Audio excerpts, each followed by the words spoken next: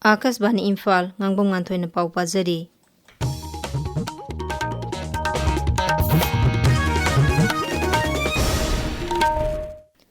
Council of Higher Secondary Education Manipur ko semna loba kumsi sahi class 12 ki parikha gi fall lauthokle. Parikha sigi science stream da Comet School sangangai usekon gi Khangembam Kalpana Devi amadi comprehensive concept school sangai progi yohen longjamna mark chamari marfudara phangduna makok oire. Millennium Institute of Science kwa kaithel mayai koibigi pebam taibang ngangbam mangangna mark chamari marfu manga phangduna ani suba amasung Comet School sangangai usekon gi kaithelakpam wainona mark chamari marfu phangduna ahum suba tare. Arts stream da Enlightened Knowledge Higher Secondary School sangakpham gi sarangthem ayingbi chanuna mark chamari humbudra phangduna makok oire. TG Higher Secondary School Imphal gi Puspa Kaksing tabamna mark chamari yankhai taruk phangduna ani suba amadi Enlightened Knowledge Higher Secondary School sangakpham gi Sesabam Nurmiyana mark chamari yankhai nithoi phangduna ahum suba tare. Commerce stream da CC Higher Secondary School Imphal gi Thoihenba Thongamna mark chamari yankhai mari phangduna ahanba tare.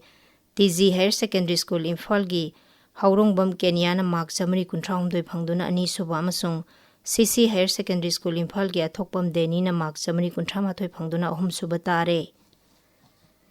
Tamenglong District Immunization Officer Dr. Sunil Kamaina hairi District Hospital Tamenglong PIC Tamai PIC Oinamlong amasung PIC Tausemda cervical cancer dagi ngakthoknaba sahi 13 dagi 15 ga tha ahum phawbugi nupi macha singda human papilloma virus vaccine gi single dose lemna kapagi khudongchaba miyamna lobiyu. Mamang thadagi haukiba tha ahum sumna sathariba hida kapagi campaign asi mathang thagi 38 phawba sathagani. Masida miyamna masagi Aadhaar card natraga school gi ID card natraga masagi sahi utpase sangsing puraklaga hida kapa yagani hairi. Thawbal Jilla gi Khongjom Khebasingda leiba Khongjom War Memorial Complex ta April 12 da sahi khudingi Rajya Sarkar na sinduna pangthokpa Khongjom Day gi thoram handak sahi gi oina pangthoknaba sem saba loire.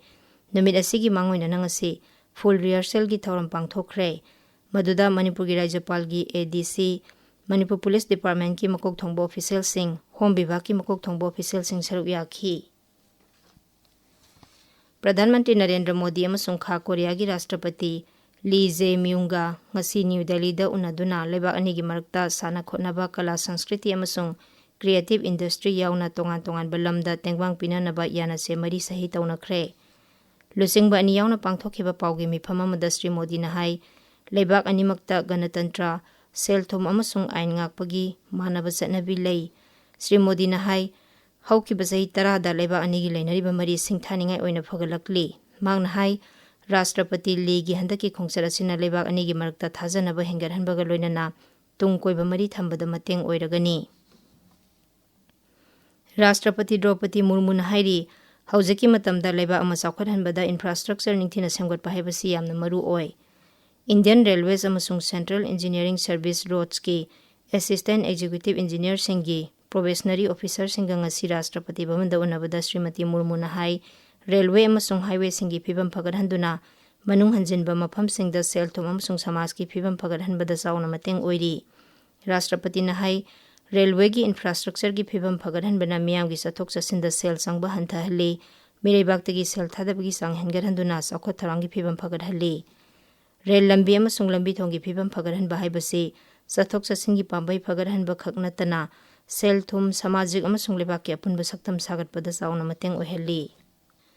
Nongso Bengal gi Vidhan Sabha Mikhal gi ahanba tangkak amasung Tamil Nadu Vidhan Sabha Mikhal gi vote khombagi matam loigadaba numinini khakta ngaisilakpaga loinana vote khombagi thabak khamthengna kalle. Nongso Bengal da BJP Congress amasung Trinamool Congress ki yauna rajniti dol singi luchingba kayana ngasi Mikhal gi rally singda saruk yari. BJP President Nitin Nabin Purba Medinipur da pangthokpa miyam gi mitin da saruk yagani. BJP Lusingba amasung Kendra gi Mantri JP Nadana Murshidabad amasung Bandkura da pangthokpa Mikhal gi rally da uangangani. Tamil Nadu da Telugu Desam Party gi Lusingba amasung Andhra Pradesh ki Mukhya Mantri Chandrababu Naidu Telugu Desam Party gi Lusingba amasung Kendra gi Civil Aviation Mantri Kijrapur Ram Mohan Naidu na ngasi Coimbatore da NDA ga suksinaba kangbu gi vote khomkhi. Pauloi jare.